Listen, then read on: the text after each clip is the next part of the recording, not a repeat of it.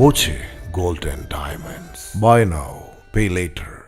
എലപ്പുള്ളിയിൽ മദ്യക്കമ്പനി സ്ഥാപിക്കാൻ ശ്രമിച്ചാൽ കെ-റെയിൽ അനുഭവമാകുമെന്ന് യൂത്ത് ലീഗ് സംസ്ഥാന പ്രസിഡന്റ് പി കെ ഫിറോസ്.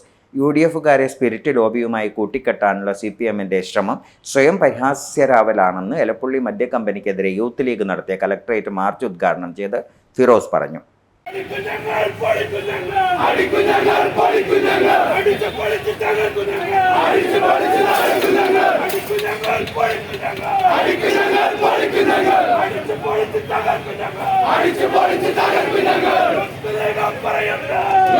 മദ്യ മയക്കുമരുന്ന് ഉപയോഗം മൂലമുണ്ടായ ആക്രമണങ്ങളുടെയും കൊലപാതകങ്ങളുടെയും കണക്ക് പുറത്തുവിടാൻ സർക്കാർ തയ്യാറാവണം.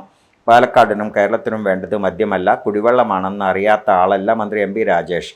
എന്നിട്ടും മാനദണ്ഡങ്ങൾ പാലിക്കാതെ വരൾച്ചാ പ്രദേശത്ത് മദ്യക്കമ്പനിക്ക് അനുമതി നൽകിയതിന് പിന്നിൽ കോടികളുടെ അഴിമതിയാണ്.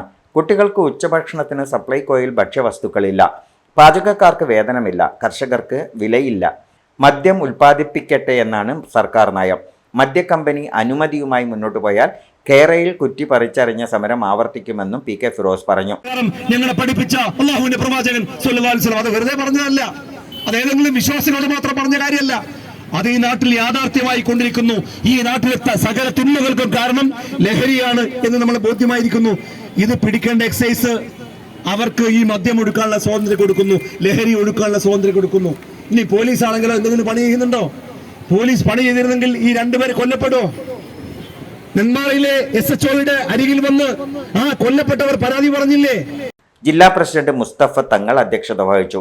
ലീഗ് സംസ്ഥാന കമ്മിറ്റി അംഗം ഹമീദ്, ഗഫൂർ കോൽക്കളത്തിൽ, റിയാസ് നാലകത്ത്, നൌഷാദ് വെള്ളപ്പാടം, സലീം എന്നിവർ സംസാരിച്ചു.